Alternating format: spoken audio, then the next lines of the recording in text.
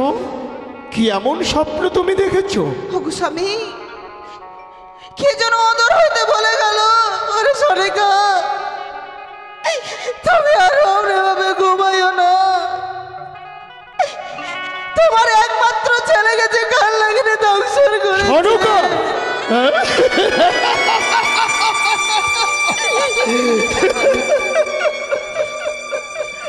তুমি আমাকে হাসালে সরকা, তুমি আমাকে হাসালে। ক্ষণিকের মধ্যেই তুমি সব ভুলে গেলে। তুমি কি জানো না যে আমি স্বয়ং দেবশিল্পী বিশ্বকর্মাকে আনায়ন করে ওই হেতালে ভরা সাঁওতালি পর্বতে লক্ষ লক্ষ টাকা বিনিময় করে স্ফটিকের পাথর দিয়ে এক নিশ্চিদ্র লৌহ বাসন নির্মাণ করিয়েছি। যেই বাসর থেকে এক বিন্দু ধূমপাস হতে পারে না, সেই বাসরে নাক কি করে প্রবেশ করবে? ওগো স্বামী, আমি যে মা, আমার সন্তানের মনে কোনো বিপদ হয়েছে গো, না হলে তো আমার মন কখনো কুগায় না। তোমার মনের ব্যথা আমি বুঝি সরকা। তুমি এক এক করে 6 সন্তানকে হারিয়েছ, তো তাই তোমার লক্ষ্মীন্দরকে হারাবার বড় ভয়। ওগো ভয় পেও না, আমার দীর্ঘ বিশ্বাস নিশ্চিত লৌহ বাসর ঘরে আমার লক্ষ্মীন্দরের কোনো ক্ষতি হতে পারে না, কারণ আমি নিজেই পরীক্ষা করে বাসর নির্মাণ করিয়েছি। একটি কথা মনে রেখো সরকা, স্বপ্ন কোনোদিন বাস্তবে পরিণত হয় না। স্বপ্ন শুধুমাত্র স্বপ্ন। স্বপ্ন স্বপ্নের মতো আসে, আবার স্বপ্নের মতো চলে যায়। ওগো ওগো স্বামী, তোমার দুটি চরণ ধরে বলি গো, তুমি শুধুমাত্র একটি বার নিয়ে চলো আমাকে। কিন্তু এ কি করে সম্ভব সরকা? এ কি করে সম্ভব? তুমি ভেবে দেখো, আজ আমাদের পুত্র পুত্রবধূর ফুলশয্যা রাত, আমরা তাদের পিতামাতা। না জানি পুত্র পুত্রবধূ আমাদের কত মহা আনন্দের রাত যাপন করছে। আমরা যদি পিতা মাতা হয়ে এই নিশীতে পুত্র পুত্রবধূর বাসরে গিয়ে প্রবেশ করি, তাহলে যে তাদের আনন্দের মাঝে ব্যাঘাত ঘটানো হবে গো। ওগো স্বামী, আমরা আমার পুত্রের কাছে বাহির থেকে দুটো কথা শুনে ফিরে আসবো, তবু তো আমার মন সান্ত্বনা পাবে গো। তুমি যখন কিছুতেই বুঝতে চাইছো না, তোমাকে নিয়ে আমি সাঁওতালি পর্বতে যাব সরকা। কিন্তু হ্যাঁ, বাসরের ভেতরে নয়, বাসরের বাইরের থেকে লক্ষ্মীন্দর আর বৌমার মুখ থেকে দুটো কথা শুনে আমরা আবার ফিরে আসবো। চলো বেশ স্বামী, এসো, তুমি আমার সঙ্গে এসো। ওগো স্বামী গো, নিশে প্রভাত হয়ে এসেছে গো স্বামী, আমাদের জন্য স্বর্ণদোলা নিয়ে আসবে গো।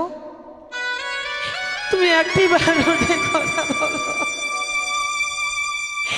একটি বারে বেউলা বলে এই সরকা, কিছু শুনতে পাচ্ছ?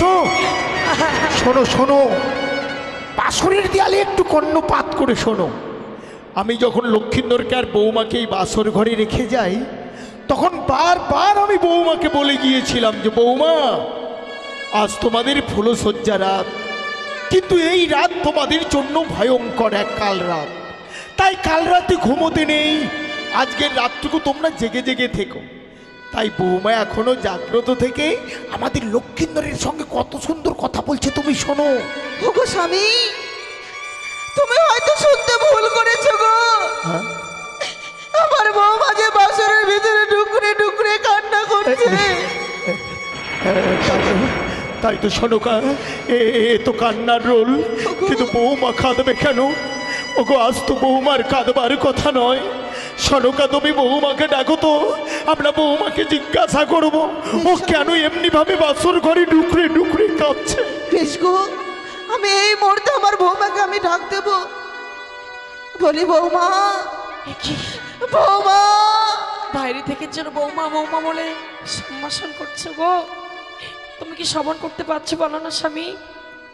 মা, বৌমা। আপনারা কেন এসেছেন মা? বৌমা, মা গো, আমরা যে তোমাদেরকে দেখবার জন্য এসেছি গো মা। মা, তুমি একটিবার বাসরের দরজাখানা খুলে দাও তো বৌমা। আমি বাসর দরজা খুলে দিতে পারবো না বাবা। বৌমা, আপনাকে তিনি সত্য অঙ্গীকার করতে হবে। বৌমা! সনকা, এ আমি কি শুনলাম গো? এ আমি কি শুনলাম? যাকে আমি সতী সাবিত্রী মনে করে আমার পুত্রবধূ করে নিয়ে এসেছি আমার রাজগৃহে নিয়ে যাবার জন্য, সে আমার রাজগৃহে যেতে না যেতেই আমাকে সত্যতায় আবদ্ধ হতে বলছে কেন? ওগো স্বামী, আমাদের পুত্রকে দেখবার জন্য যদি তিন সত্য অঙ্গীকার করতে হয়, তুমি তাই করো গো, তুমি তাই করো। কি বললে তুমি সনকা? নিজের সন্তানকে দেখবার জন্য আজ আমাকে বৌমার সঙ্গে সত্যতায় আবদ্ধ হতে হবে? সনকা, এমন দিন যে আমার জীবনে নেমে আসবে এ আমি কোনোদিনই ভাবিনি গো, এ আমি কোনোদিন ভাবিনি। কিন্তু হ্যাঁ, সত্য আমি করব সনকা। এত দূরের পথ যখন তাদের দেখব বলে এগিয়ে এসেছি, তাহলে তাদের না দেখে আমি বইমুখ হয়ে ফিরে যাব না। বেশ স্বামী।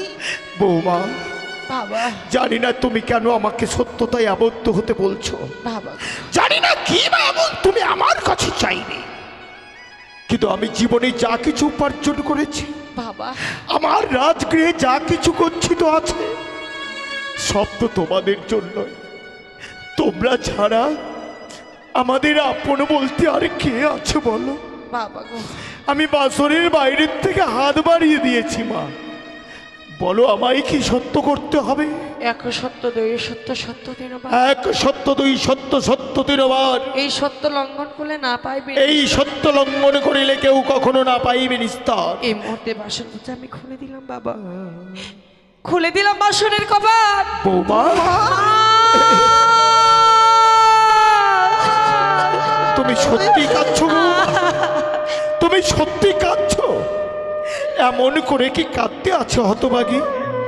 তুমি কি জানো না বৌমা, তুমি কি জানো না যে স্ত্রীর চোখের জলে স্বামীর জীবনে অমঙ্গল নেমে আসে? তুমি না আমার লক্ষিন্দরের স্ত্রী। আজকের শুভ দিনে তুমি যদি এমনি ভাবে চোখের জলে ফেলো, তাহলে যে আমাদের লক্ষিন্দরের অমঙ্গল হবে।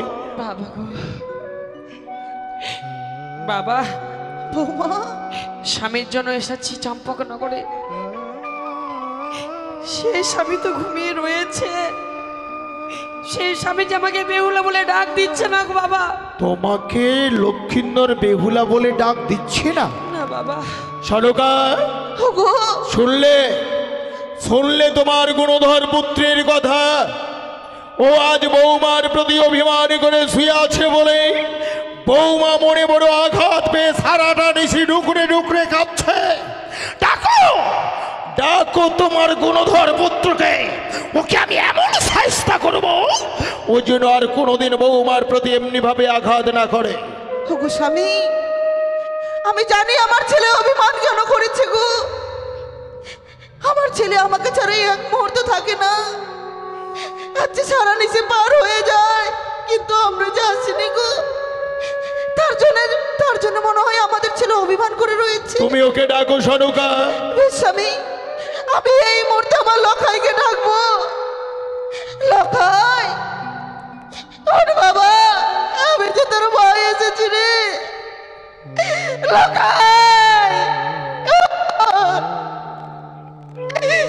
ওগো স্বামী, কি হলো? ডাকো। আমার লখাই যে আমার সাথে কথা বলছে না গো। হ্যাঁ? সনকা, মা হয়ে ছেলের মান ভাঙাতে পারলে না, ও শেষ পর্যন্ত তোমার সঙ্গে অভিমান করতে পারলো। তুমি দেখে নিও, আমি ডাকলে ওকে সাড়া দিতেই হবে। লখাই, লখাই, লখাই, না না, এ কি? এ আমি কি দেখছি সনকা? লক্ষিন্দরের চাঁদ বদন মুখ কেন নীলবর্ণ হয়ে গেছে? লক্ষিন্দরের মুখ দিয়ে কেন গরল বয়ে যাচ্ছে? লক্ষিন্দরের সর্বাঙ্গ শরীর কেন শীতল হয়ে গেছে? বৌমা, বৌমা, বলো আমার লক্ষিন্দরের কি হয়েছে? তুমি চুপ করে দেখো না, বলো বৌমা, বলো আমার লক্ষিন্দরের কি হয়েছে? আমি পারলাম না বাবা, আপনাদের সন্তানকে আমি বাঁচাতে পারলাম না। কিন্তু কেন? কি হয়েছে আমার লক্ষ্মীন্দরের? কেন কেন এমনি ভাবে আমার লক্ষ্মীন্দর পড়ে আছে? আপনাদের সন্তানকে কাল লাগিয়ে দংশন করেছে বাবা। না!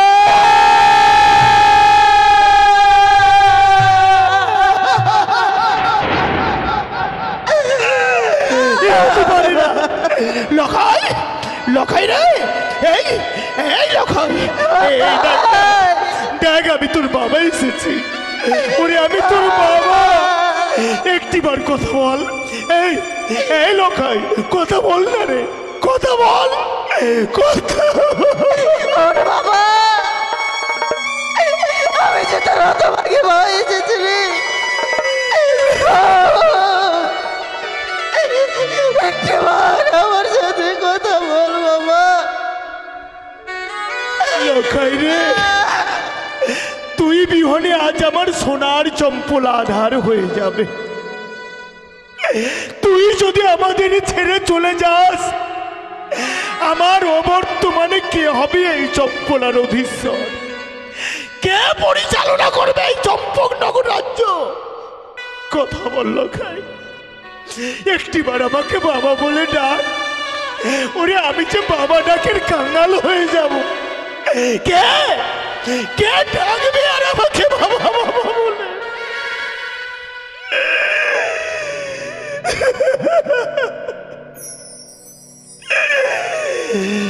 একেবারে মা বলিয়া ডাকি রে লখা, আই রে সোনা কোলে, একবারে মা বলিয়া ডাকি রে লখা, আই রে সোনা কোলে।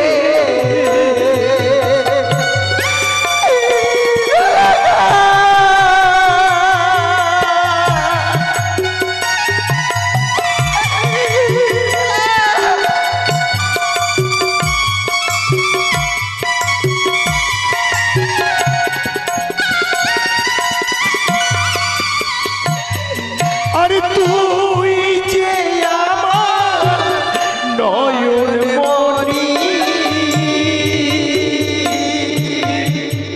অঞ্চলের নিধি,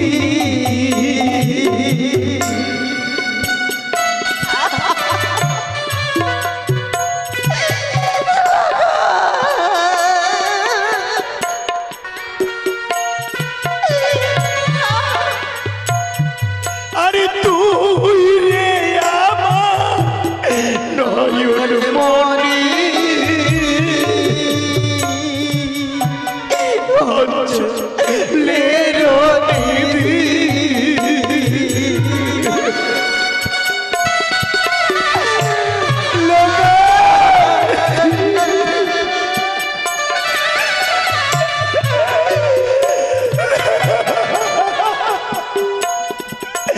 কি বাতো সে ওরে লখা, কি বাতো সে ওরে লখা, গেলি আমায় ছেড়ে।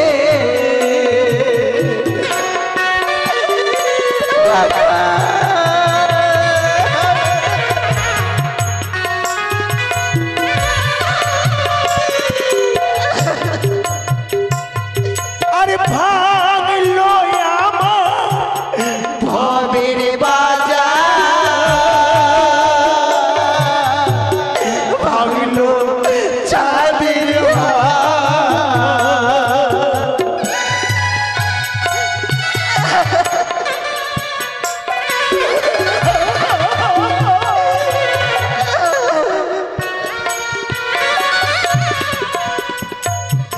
আরে ভাঙলো আমার ভবের বাজা,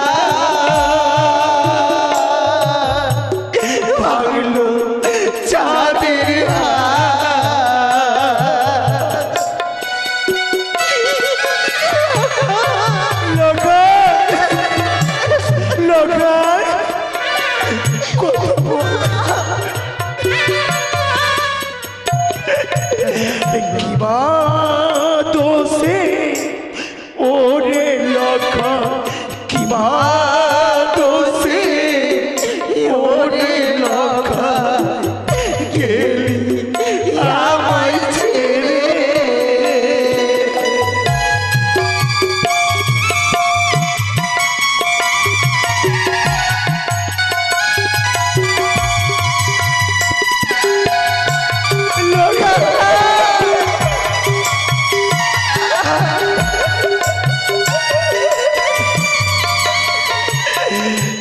একবার মা বলিয়া ডাকিরে লখা আইরে সোনা কোলে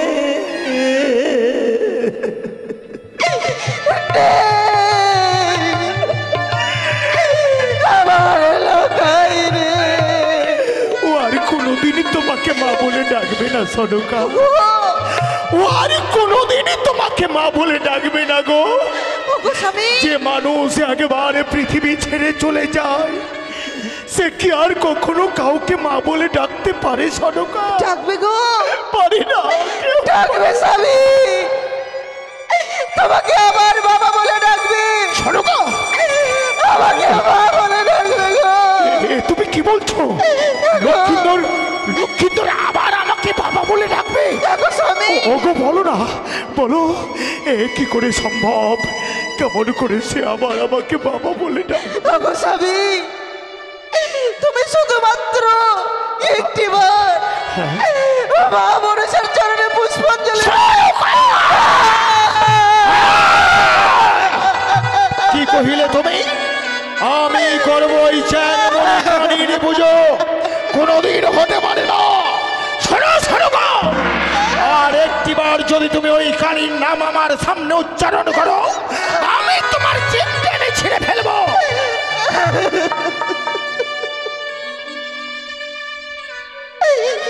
ওগো, ওগো স্বামী, তুমি যদি একটিবার মা মনসার চরণে পুষ্পাঞ্জলি। সংযত ভাবে কথা বলো। যেই মুখে ওই কালীর নাম উচ্চারণ করেছ আমি তোমার সেই মুখ দর্শন করতে চাই না। বেরিয়ে যাও।